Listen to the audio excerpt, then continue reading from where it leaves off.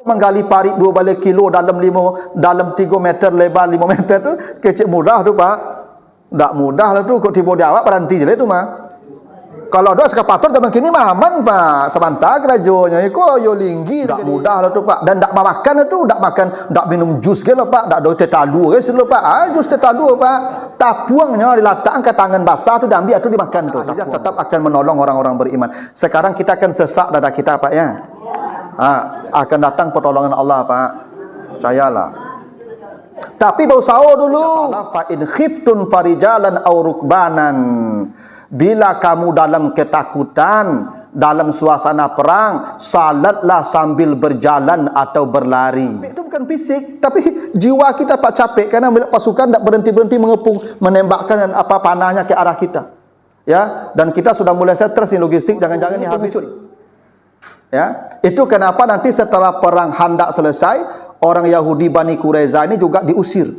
Yang terbukti mereka membantu pasukan koalisi itu. Walaupun bantuan mereka tidak, pasukan besar menyerangmu, Allah kirim angin badai yang sangat besar kepada mereka. Ini yang terjadi. Nah, untuk menghormati perang itulah para sejarawan menamakan perang Khandaq. Khandaq itu bahasa Persia atas ya usul dari Salman. Satu surat khusus menceritakan perang ini namanya perang Ahzab. Maka surat Al-Ahzab. Ya. Tidak ada surat Badar, surat Uhud. Tidak ada banyak perang itu, tapi perang Ahzab dikasih nama surat satu. Surat bahwa pertolongan Allah itu begitu nyata. Dulu ketika perang Badar turun para malaikat yang tidak dilihat. Sekarang Allah turunkan angin tanpa kita harus ya mengeluarkan biaya besar. Allah kirim pasukannya angin.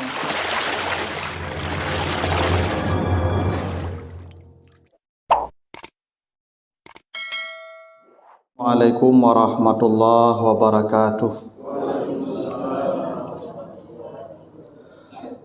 Alhamdulillahi rabbil alamin. Assalatu wassalamu ala ashrafil anbiya'i wal mursalin wa ala alihi wa ashabihi ajmain.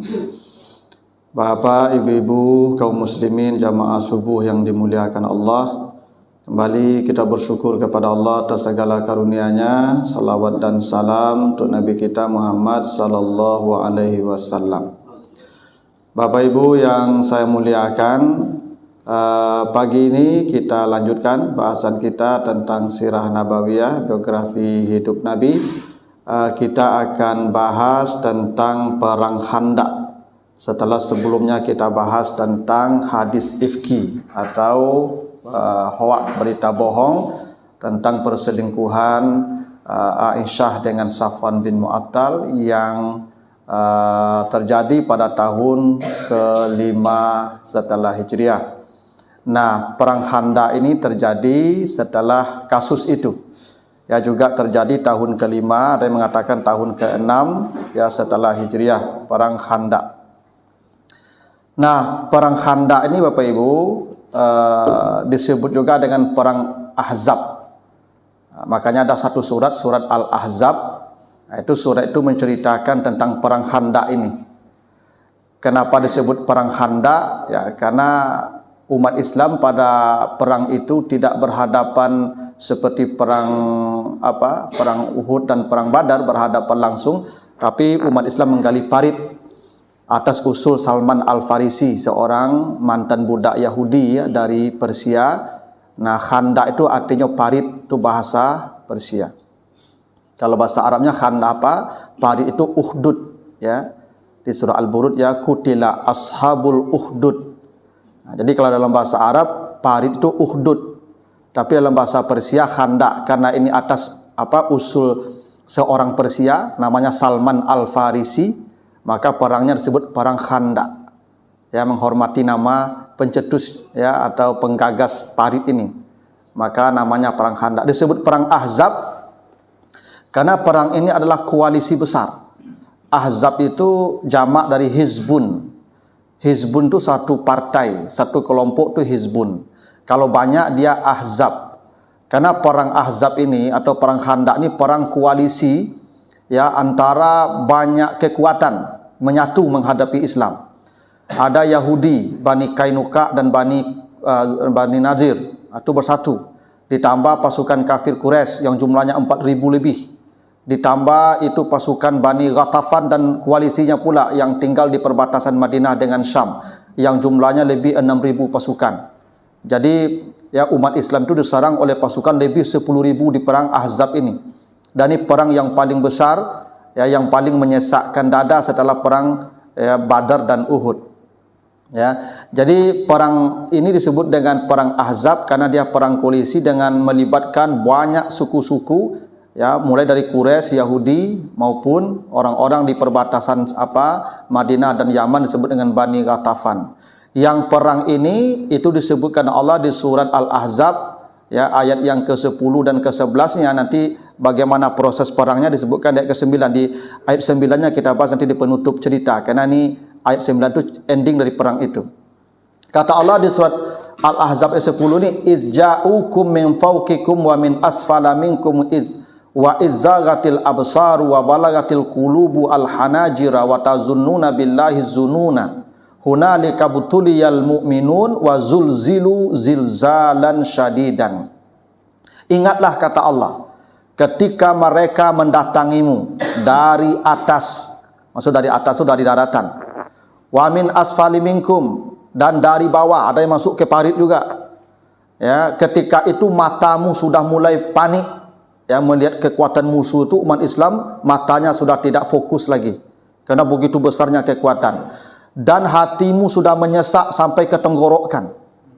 Begitu sesaknya umat Islam di perang di perang Khandaq itu. Gini, maksudnya Bapak Ibu, kalau naik pesawat kan kadang turbulensi itu. Seperti itulah keadaan umat Islam menghadapi pasukan itu, Pak. Rasulullah tenggorokan nyawa ke, Pak.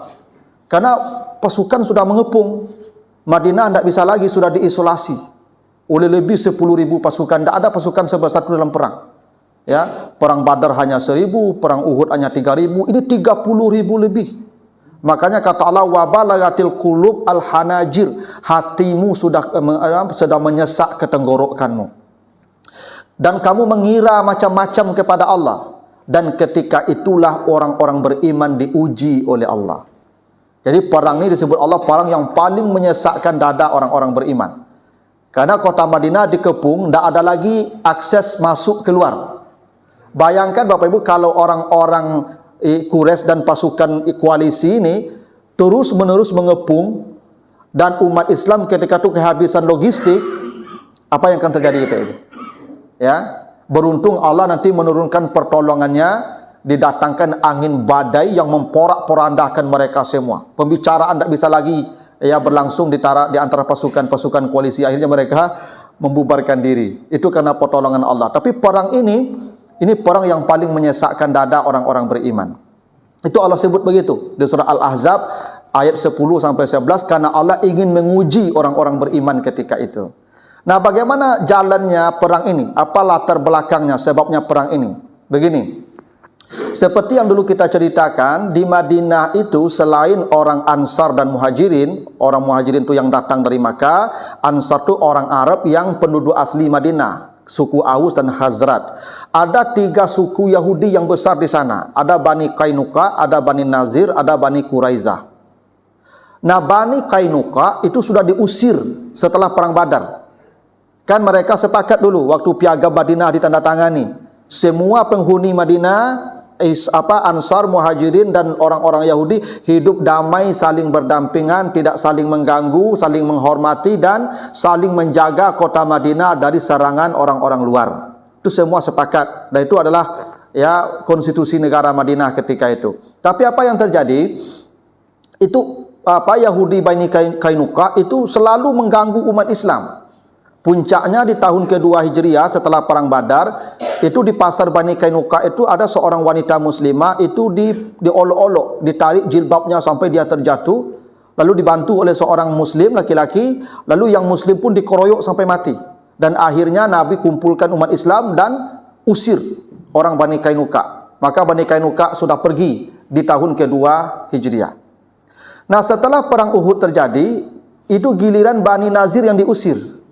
Karena Bani Nazir ini Yahudi ini terbukti pula berkoalisi pula, bersekongkol dengan orang-orang Quraisy ya untuk memusuhi Islam dari dalam kota Madinah. Dan itu bukti-buktinya sudah sangat jelas. maka Bani Nazir pun diusir, ya diperangi dan diusir. Akhirnya Bani Nazir ini bermukim di Khaybar namanya. Khaybar itu daerah yang subur, yang mereka itu berkebun di sana. Nah, pengusiran mereka ini itu meninggalkan dendam di hati mereka. Maka mereka ingin menghancurkan umat Islam terus di orang Yahudi. Maka mereka berusaha menggalang kekuatan, datanglah ke Makkah dulu, ke orang Quraisy.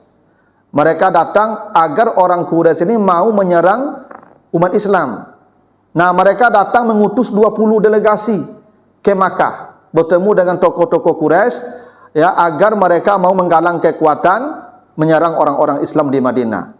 Nah, sampai di Makkah ini orang-orang Bani Nazir ini, utusan ini memuji-muji orang-orang Quraisy, memuji-muji agama mereka. Dan itu disebutkan di An-Nisa ayat 51. Alam tara ilal ladzina utu nasiban minal kitab yu'minuna bil jibti wat taghut wa yaquluna lil ladzina kafaru haula'i ahda minal ladzina amanu sabila. Apa kata orang Yahudi Bani Nazir ini? Agama kalian yang menyembah berhala ini jauh lebih baik dari agama Muhammad itu. Muhammad dan pengikutnya sejak muncul di kota Makkah dan di Jazirah Arab, mereka biang kekacauan di negeri kita. Kira-kira begitu bahasanya.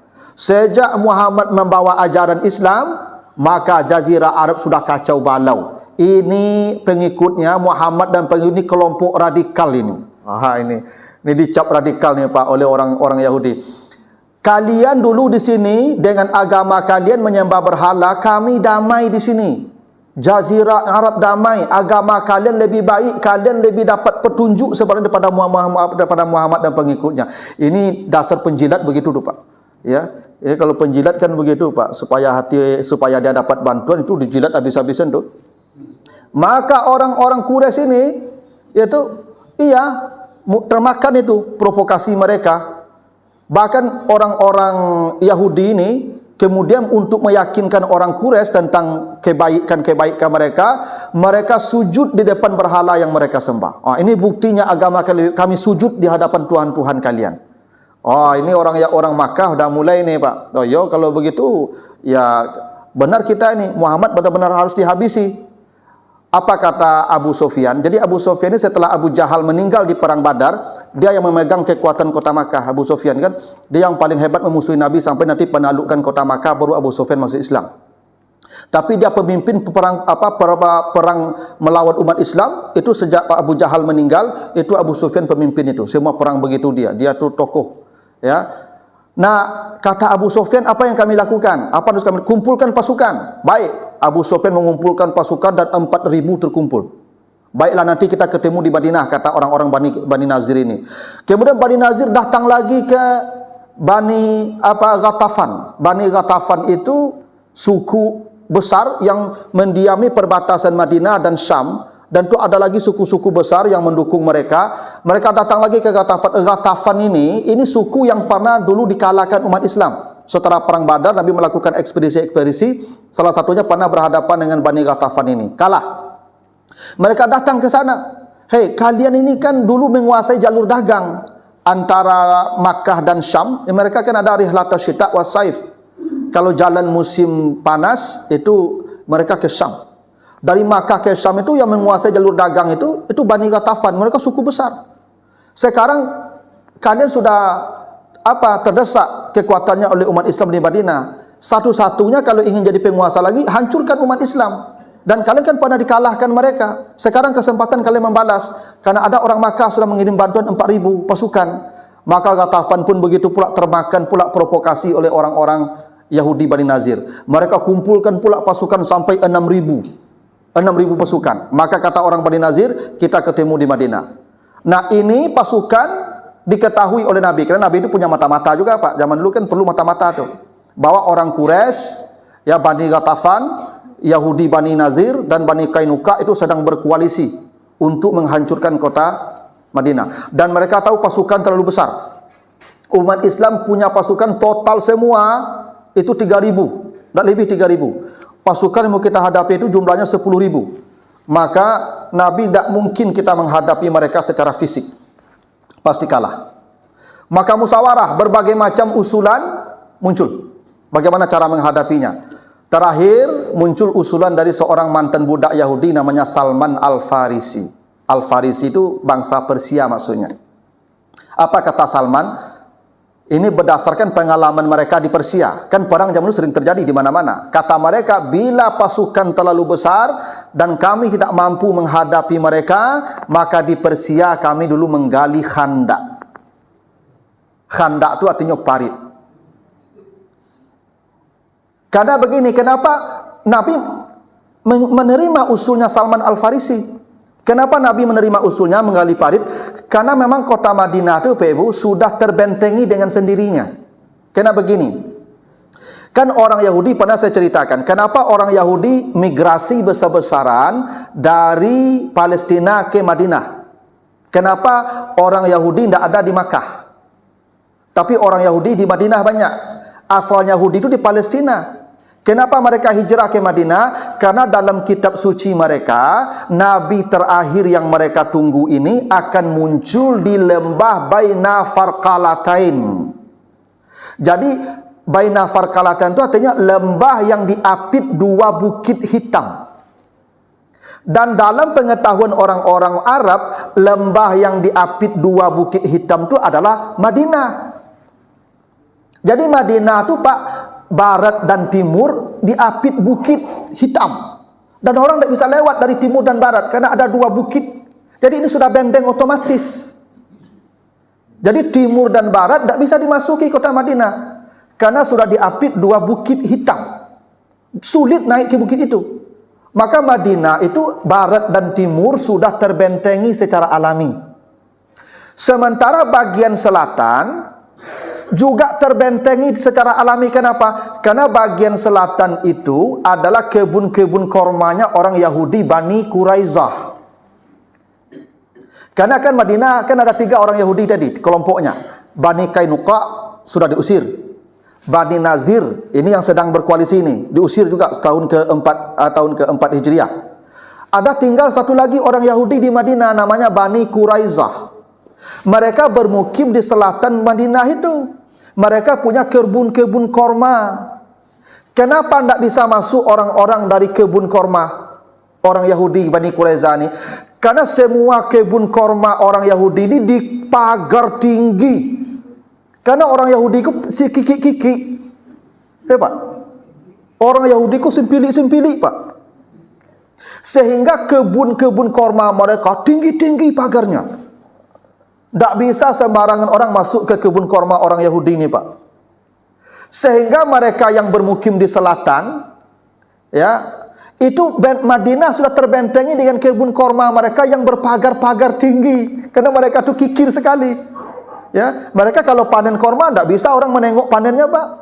Kebunnya dipagar, jangankan meminta, menengok pun tak bisa tuh. Begitu kikirnya orang Yahudi itu Bani Quraizah, maka kaya-kaya mereka tuh, Pak. Bani Quraizah ini kaya-kaya, kikir. Nah, tidak bisa orang masuk dari selatan karena kebun-kebun korma orang Bani Quraizah menghalangi. Dari barat ada bukit hitam, dari timur ada bukit hitam. Satu-satunya masuk ke kota Madinah itu dari utara. Maka kata Salman, yang di utara kita gali parit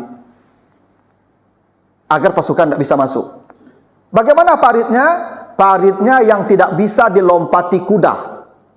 Yang tidak bisa kalau kuda di bawah naik ke atas. Maka dalam hitung-hitungan mereka dibikin parit itu yang lebarnya 5 meter. Karena kalau kuda mejo tak lari saja kencang-kencangnya cuma lompat 5 meter itu tidak akan terlompati. Ini pasti jatuh. Maka parit dibikin lebarnya 5 meter dan kalau itu kuda sampai ke bawah tidak bisa naik dan ukuran itu bangsa Arab paham betul itu 3 meter. Maka digali parit yang lebarnya 5 meter, yang dalamnya 3 meter. Oh, tidak mudah, Pak. Berapa panjang parit itu? Dari ujung ke ujung itu 12 kilo. Itu, Pak. 12 kilo parit mau digali ini, Pak. Masya Allah, siang malam sahabat itu, Pak. Menggali parit siang malam bersama Nabi. Dan selama penggalian ini, logistik harus dihemat. Sebab kita tidak lagi mencari karena sibuk menggali parit siang malam. Maka para sahabat Bapak Ibu diceritakan itu makannya itu penampungan tepung itu dibasahkan tangan, lalu diambil dimasukkan tangan basah ke tepung itu, sebanyak itulah yang dimakan. Begitu perjuangan mereka tuh Ibu. Ya.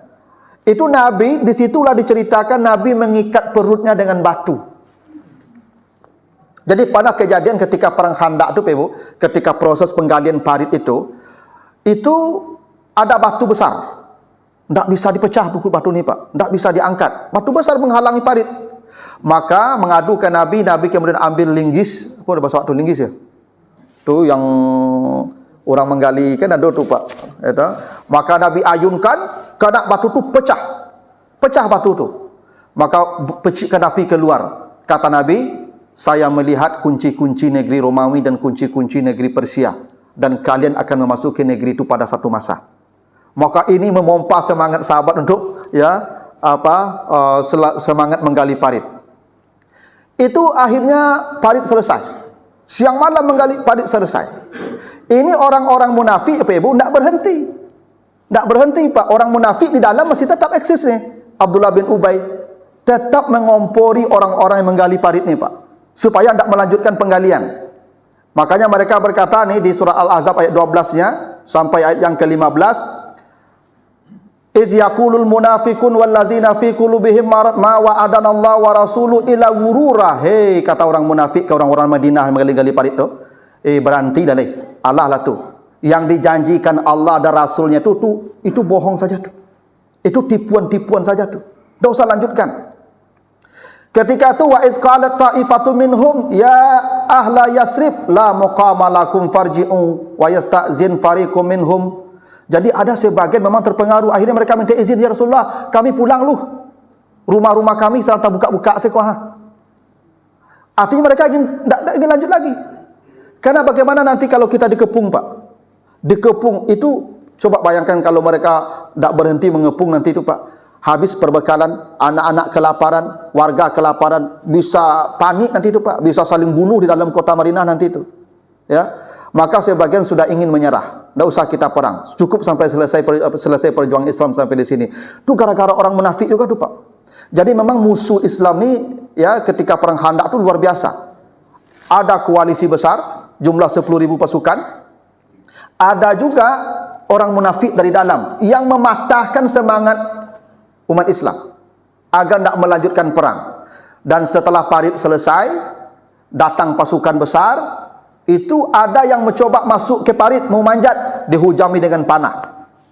Akhirnya orang-orang Quraisy itu dan pasukan itu hanya bisa menembakkan panah dari luar parit ke kota Madinah. Hingga korban tidak banyak. Diceritakan umat Islam korbannya hanya 9 orang.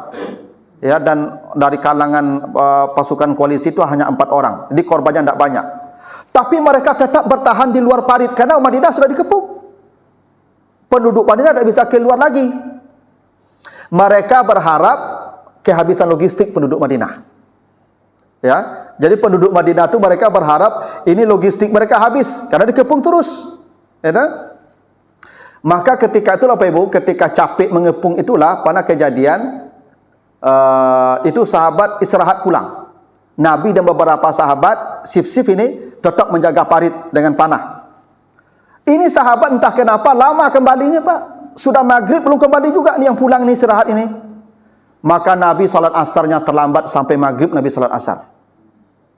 Itulah yang menyebabkan turun surah Al-Baqarah 238 dan 239. Hafizu 'alas salawat was salatil wusta. Jagalah salatmu dan salat asar.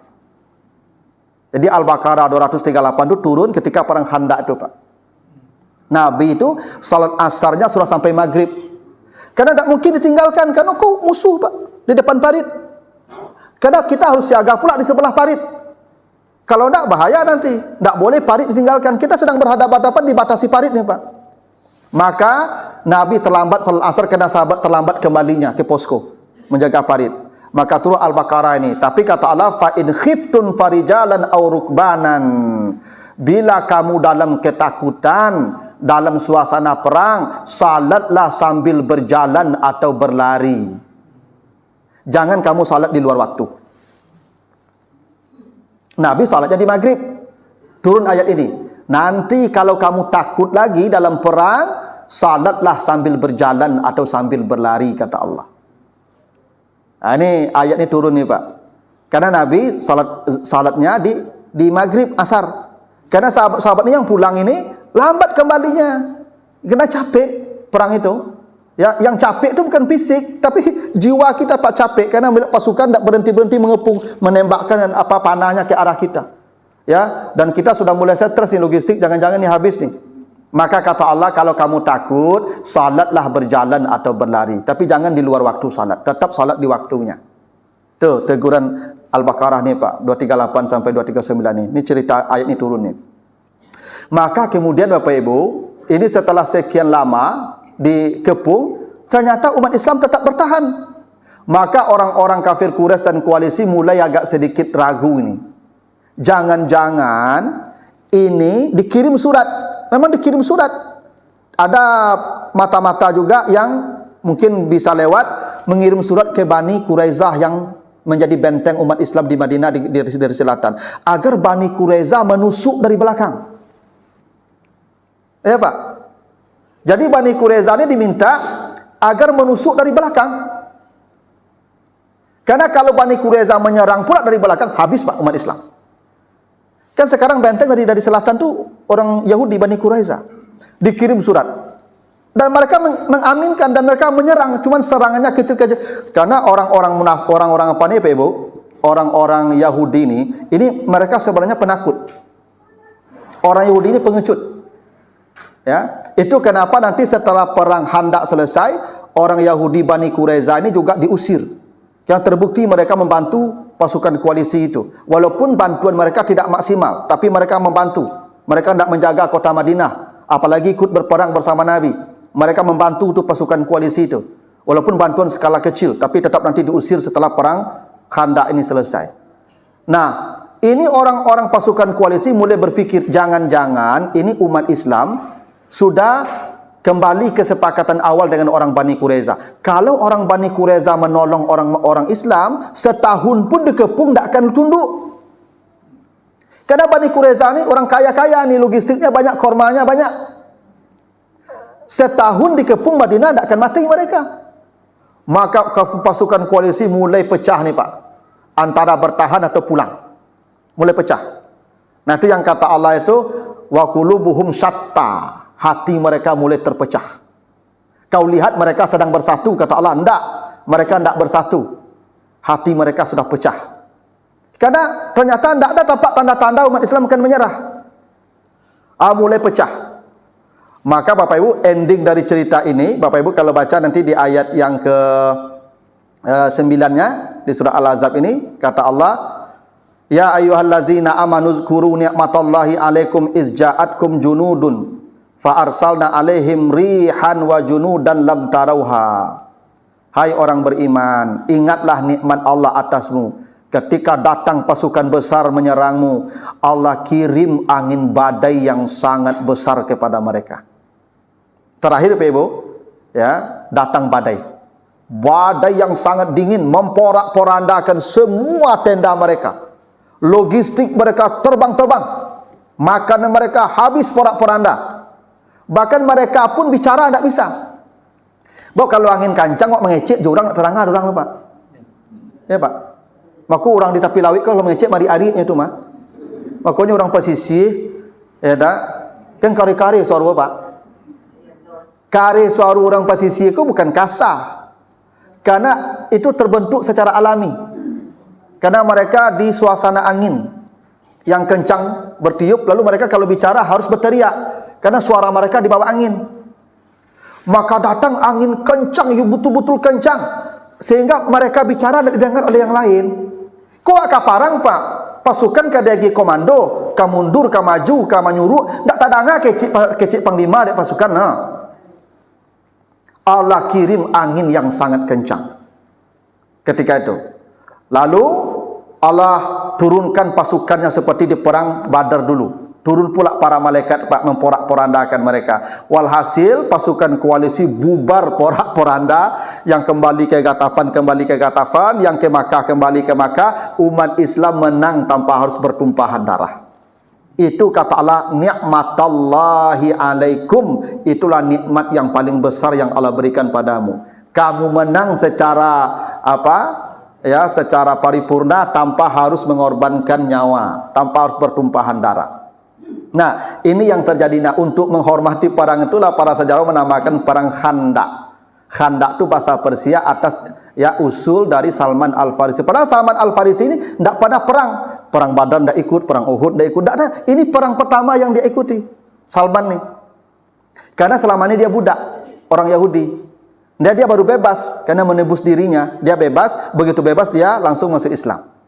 Dan langsung bergabung perang, dan ini apa jasanya Salman Al-Farisi. Jadi sebenarnya Bapak Ibu, Nabi bisa saja dapat wahyu, tapi begitulah Nabi mencontohkan bermusyawarah dengan para sahabat. Ini budak, mantan budak ini, suaranya didengar Nabi. Itu hebatnya Nabi di perang Khandaq.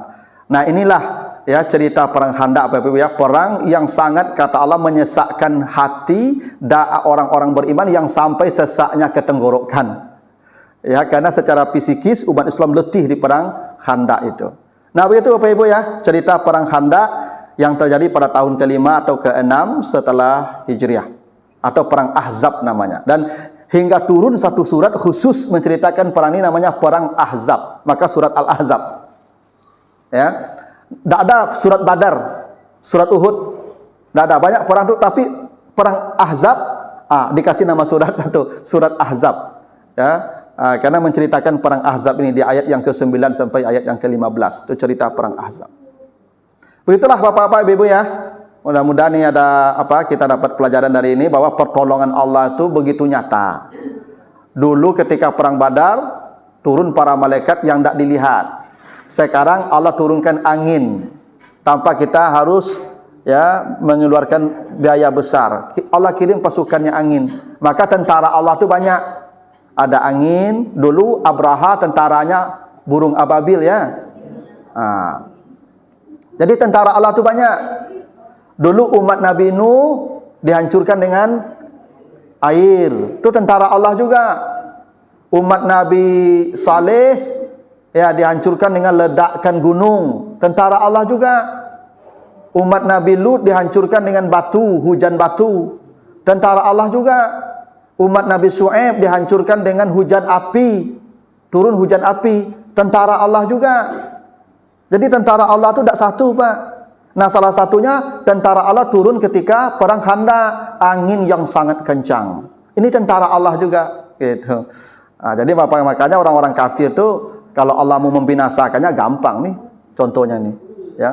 Nah, tapi kita harus berusaha maksimal.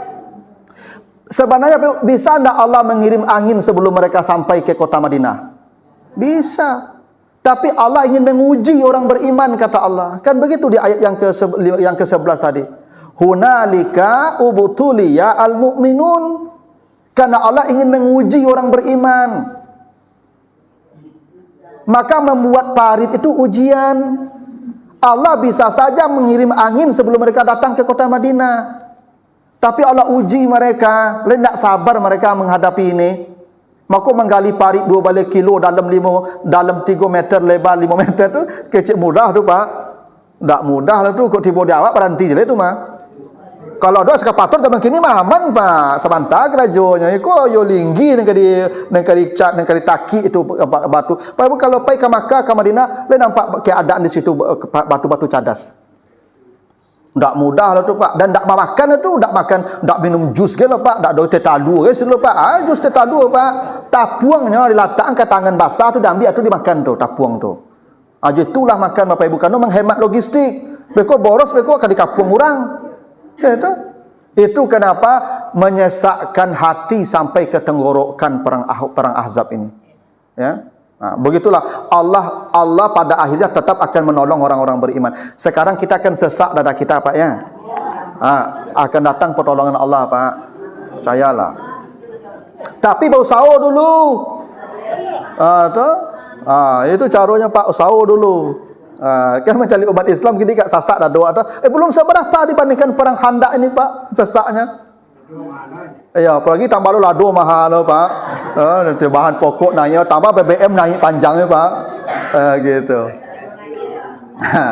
Nah begitulah ya cerita perang Ahzab ni Bapak Ibu dan kemenangan di tangan umat Islam. Lebih kurang mohon maaf. Subhanakallahumma wa bihamdika asyhadu an la ilaha illa anta astaghfiruka wa atubu ilaika. Wassalamualaikum warahmatullahi wabarakatuh.